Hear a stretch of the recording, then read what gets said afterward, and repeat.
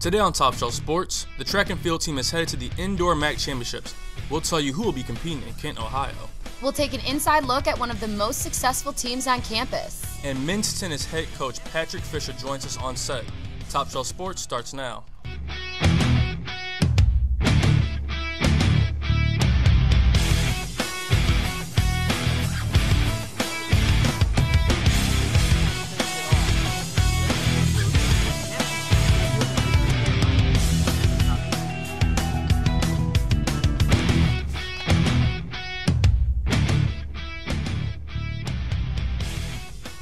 Hello and welcome to the newest edition of Top Shelf Sports. I'm Emily LaRusso. And I'm Kobe Price. Emily, some of the winter sports here are on the home stretch of their schedules. Yes, they are, Kobe, and one of those teams is starting their MAC championship run today. And that team is the track and field team. They are in Kent, Ohio for the indoor portion of the MAC championships.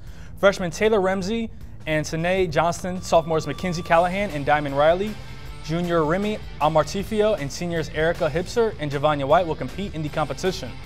The ladies will begin their action today and will run into tomorrow. We move to the Diamond, where the softball team is currently playing in the Houston Challenge. The Huskies are losing to Kennesaw State University 12-8 in the top of the sixth. NIU is sitting at 6-4 and will face the University of Houston this evening before battling against the Cougars again tomorrow at 3:30 and facing off against Incarnate Word twice this weekend. After an 0-4 start, the NIU baseball team picked up their first win yesterday 3-2 in extra innings against Middle Tennessee State. Junior outfielder Cam Smith brought in the game-winning RBI single in the 10th, while junior pitcher Nate Thomas secured the win in 1 2/3 innings of relief. The team continues their road trip in Tennessee tomorrow against Belmont. First pitch is scheduled for noon. The gymnastics team is breaking their own records this season. The Huskies outscored the Ball State Cardinals on Sunday to improve to 10-3 on the season with a score of 195.700, also tying them for the 6th highest score in program history. The girls also broke their floor record for the second time this season with a score of 49.425, this including a season-high score of 9.950 from senior Anna Martucci. The team is back in action in Sunday in Chicago against UIC. I'm absolutely pumped to see what the girls have to offer for the rest of the season. Me too, Kobe. Luckily, our reporter, Maddie Barrett, took an inside look at the team and their success. The NIU gymnastics team has been on a roll leading up to the MAC championships. Their last win against Ball State was their highest score of the season. Head coach Sam Moriali said this team is more unique than others he's coached. Honestly, it's their commitment and dedication from day one, and then their passion to make themselves better at the sport, and the camaraderie and kind of the togetherness that they've built.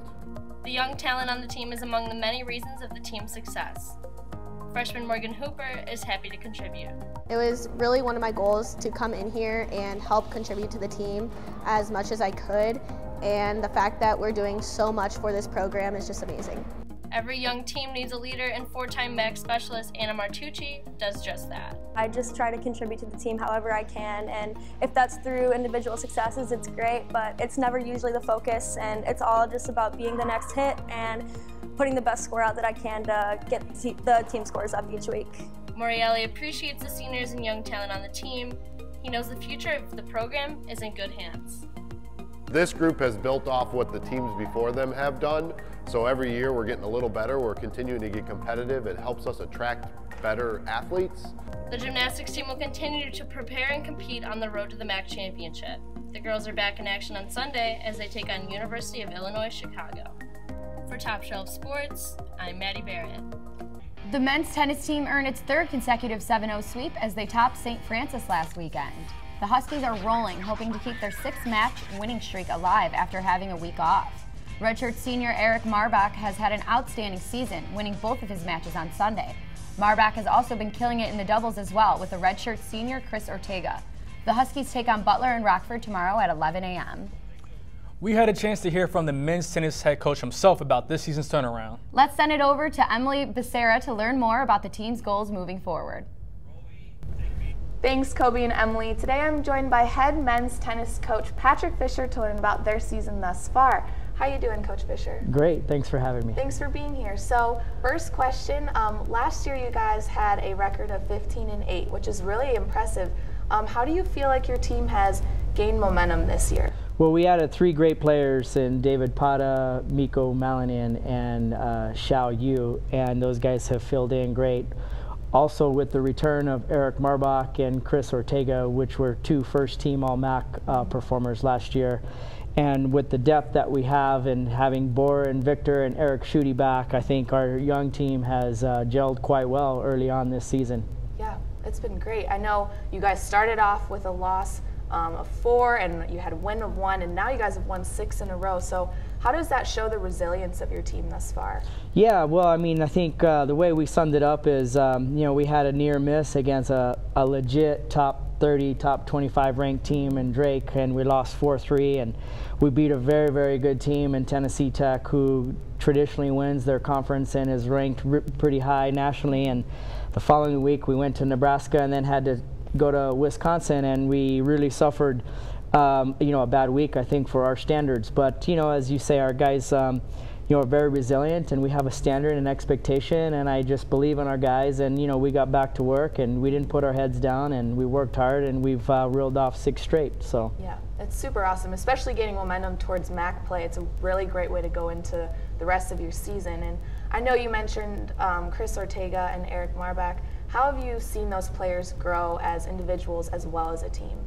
Yeah, I mean, Marbach has been with us going on 4 years, and he's just gotten better every year. And as a senior, I think he's playing his best tennis. And I've obviously, you know, in programs, kids come up, you know, with a certain amount of experience and maturity, physically, mentally, and I think he's playing his best tennis, and that's what you want from your senior, playing his best tennis. Definitely. So final question here, going into MAC play, how do you feel, or what do you expect from your team going forward for the rest of the season? Well, I think our goals and aspirations are to win it. You know, I mean, I think we've knocked on the door, you know, every year that we've been here the last 7-8 years. You know, we've won 3 regular seasons. I think we're a team that is always a threat to win our league. And I don't think this year is any different. I think we have, you know, the talent, the maturity, the experience to, you know, to win a trophy. That's super awesome. Well, thank you so much for joining us here today. Really appreciate your time. Let's send it back to the desk. After the break, we'll tell you how Lacey James's passion for basketball helped him overcome a scary situation. And he's our favorite good boy. We'll take an inside look at Mission and his daily routine. We'll be right back.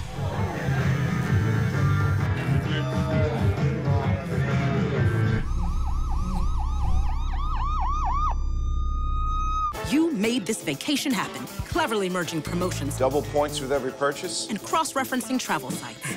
Aloha! If you can ace your vacation, you can do it for retirement. Get on track with tips at aceyourretirement.org.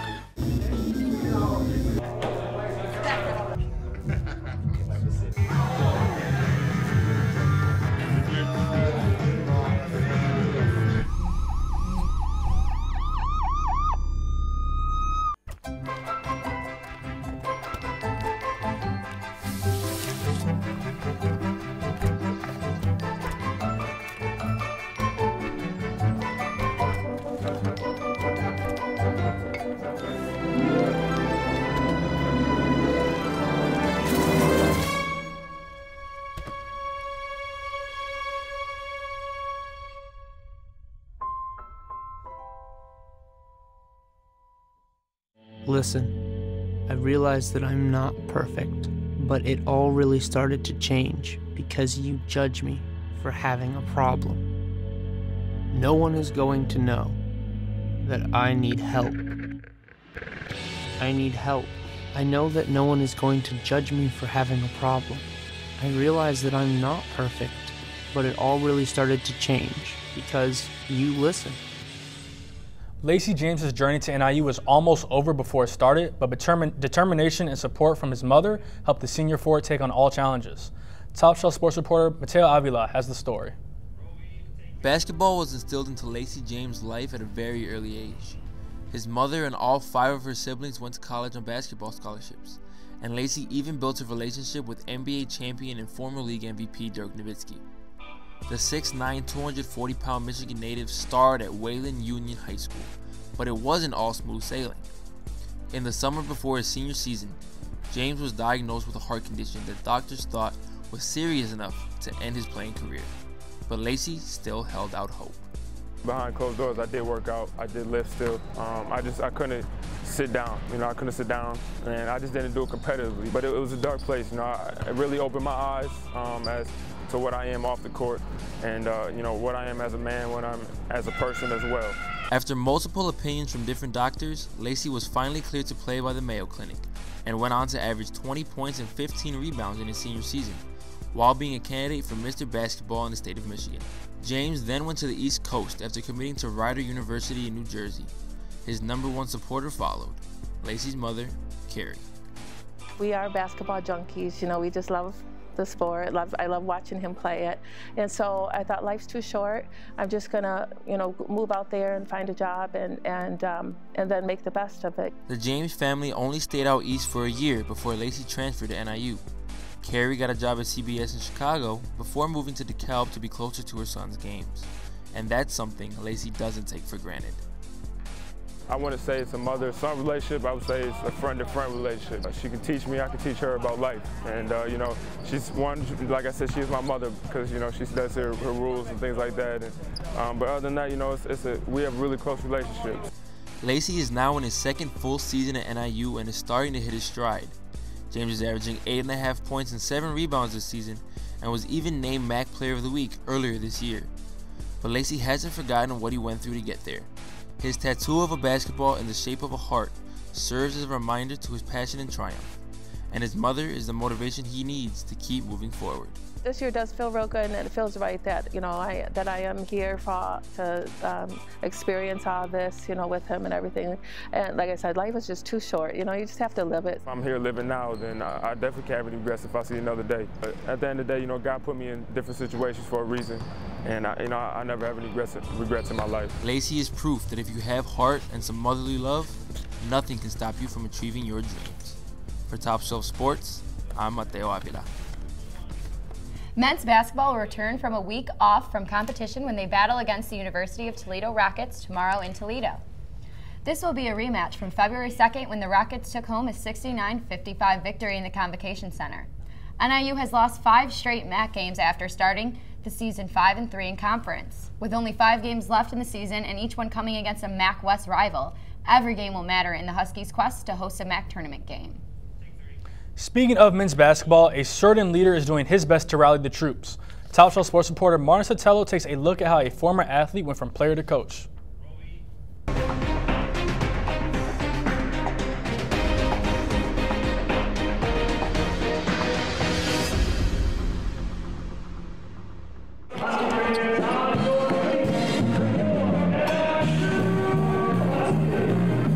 For men's basketball head coach Mark Montgomery, the art of the sport comes naturally.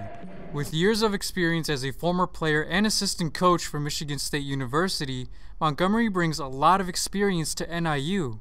He ranks 4th all-time in steals and assists for the Spartans, and even helped them win a Big Ten championship in 1990. And as an assistant, the team made it all the way to a national title game in 2009. With so much time spent under legendary coach Tom Izzo, Montgomery shares what he learned the most.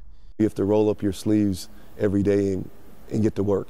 If that's practices, if that's recruiting, if that's building relationships, if that's getting better at film studies, you just have to, what you put into it is what you're going to get out of it.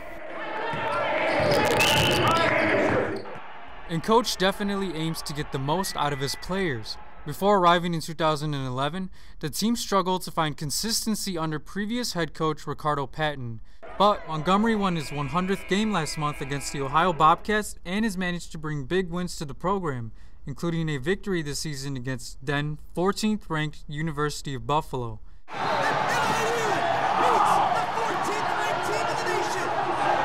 And how has he done it? Coach likes to wear his heart on his sleeve. I just like to win. So I try to coach with emotion.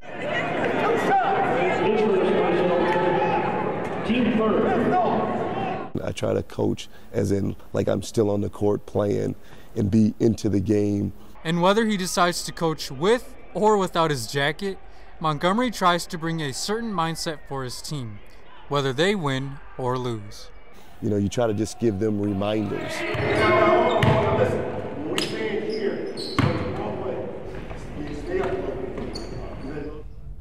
I'm not trying to show up players, I'm just trying to remind them that the little things matter. Montgomery's experience, passion, and attention to detail leave him as this week's leader of the pack. For Top Shelf Sports, I'm Marcel Toller. The women's basketball team picked up a pair of wins in DeKalb this week, including a nail-biter win 54-52 Saturday over Toledo. The Huskies won thanks to a last-second and one from senior guard Michaela Voigt. The team also beat Western Michigan Monday 77-64. Sophomore guard Aaron Hodges finished with a game-high 17 points and 10 rebounds. Now NIU heads to Central Michigan to face the Chippewas Saturday. Tip-off is set for noon. The women's golf team had a good outing at the Lake Oconee Invitational last weekend, shooting 54 over par. The ladies took 7th place out of 17 teams. NIU's Lauren Engel tied for 13th place, shooting 10 over par. The ladies are off to sunny Arizona this weekend to play in their Rio Verde Collegiate Invitational starting today. Good luck, Huskies. After a much-needed week off, the wrestling team is back on the mat. This is their last match of the season before the MAC championship, and if the tournament were to start today, the Huskies would be a 6th seed. As things stand, the most improvement the team can make is a 1-rank jump up to 5th. You can catch the guys in action right now in Buffalo, New York. Hey Kobe, did you know that we have 2 mascots here at NIU? I actually did, but how many others know that? Probably not many. Top Shelf Sports reporter Crystal Timini went around campus testing the Huskies' knowledge on their mascot. Crystal? Thanks guys, I'm out here today testing Huskies on their knowledge of our mascots. Let's see how well they do. What's the name of the mascot in costume at NIU? That's a good question. I have no idea.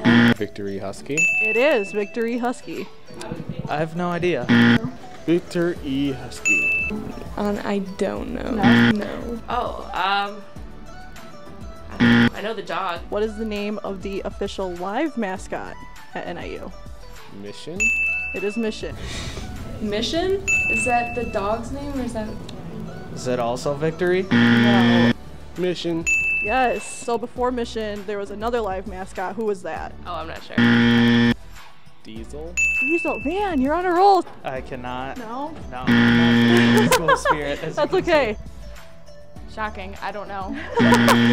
Including NIU, there are 5 other universities with the Husky as a mascot. Can you name 2 of them? There's Washington and Connecticut. Is it like Ohio? No, it's not Ohio. I have no idea. I'm so bad. Washington State? Is that one? Mm-hmm. Or Washington? Yeah. No, can't think about it. No. I don't know. No. Yeah. No, not really. Well, it doesn't look like too many Huskies knew about our mascots on campus, but hopefully they do now. Back to you guys at the desk. Speaking of mascots, we have a pretty great one here, don't we, Kobe? We really do, and Top Shelf Sports reporter Jamia Green had the chance to find out about more when the Husky chosen for the job. Becoming NIU's live mascot isn't an easy task. It takes years of obedience and public access training. But only one Husky was chosen, and that's Mission. He was a very beautiful puppy that had all the right qualities. So he was smart, he's athletic, he loves people, and then when they were looking for the right Husky, they found him. He has been the live mascot for 7 years now, and he loves his routine, especially Mission Mondays when he goes on campus to make everyone's day a little better. And he loves being on campus, seeing students and faculty and staff, and we go ahead and we just go around campus and try to brighten everybody's Monday. And Mission is a good way to start every week. When he isn't here on campus, you can find him at many sporting events, including the MAC Championship, the Boca Raton Bowl, and even here at the Combo. During the game, after the team scores their touchdowns, he runs with cheerleaders and ROTC to go ahead and just celebrate that. And then for other games like basketball, he loves to just hang out in the convo. He walks the track, he takes pictures with people. Mission is one of the 2 mascots at NIU, but his spirit and presence is a gift to all of us. For Top Shelf Sports, I'm Jamia Green. Seeing Mission at sporting events is always one of my favorite things. Same here, Kobe, and you can always follow Mission on Twitter and Instagram to find out his locations for the next Mission Monday. When we come back, Zion Watch. We'll check out how Williamson and his shoes are doing after a big matchup against UNC this week. And a star free agent has finally signed, but unfortunately for me, he isn't coming to the South Side. We'll tell you where Manny Machado is headed. Stay with us.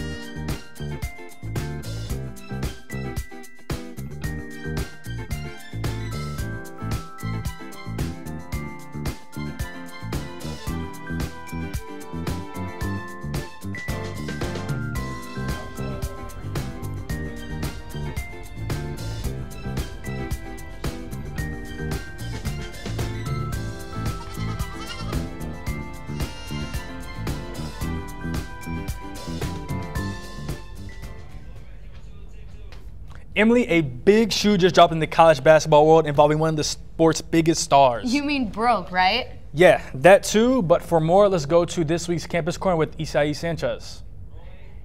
Thanks. Here at Campus Corner, we like to look at what's going on at other campuses across the nation. So let's get started. We start with Duke University, where the Blue Devils were facing off against the University of North Carolina. So it's only been 30 seconds into the game when freshman Zion Williamson's shoe just comes apart. I mean, look at it. It just splits in two or something. It's crazy. Now, unfortunately, Williamson would not return for the rest of the game, and the Blue Devils would lose to North Carolina 72-88.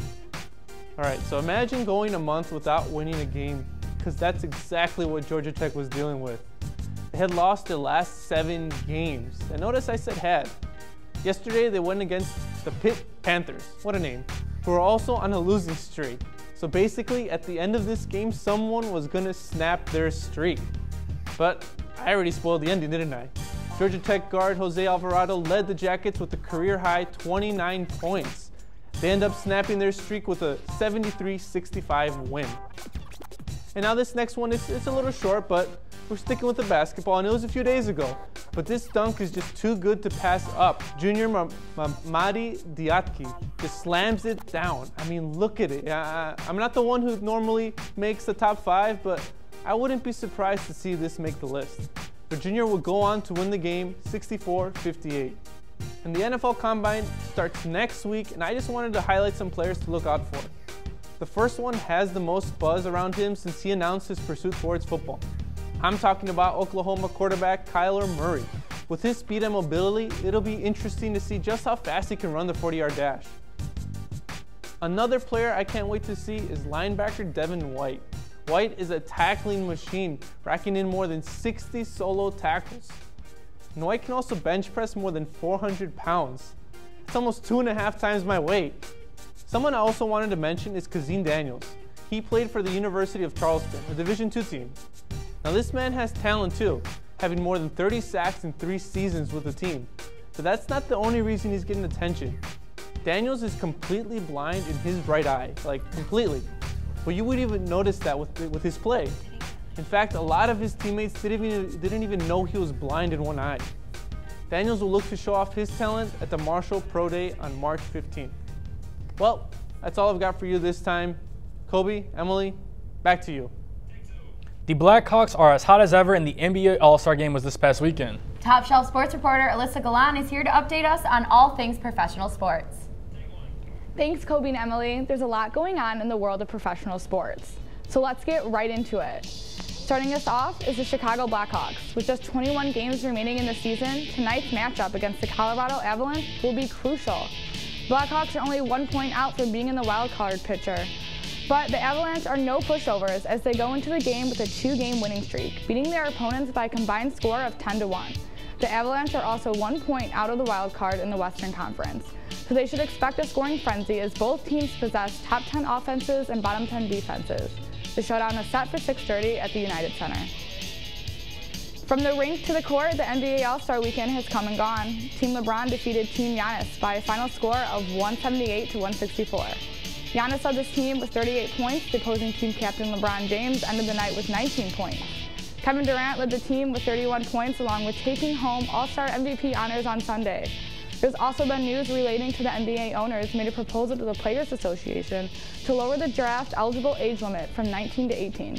Nothing is set in stone just yet, but the changes can occur as early as the 2022 season.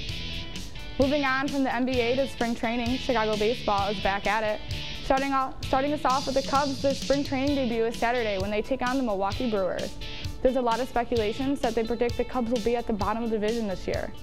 As for the White Sox, they start off their training this Saturday against the Oakland A's.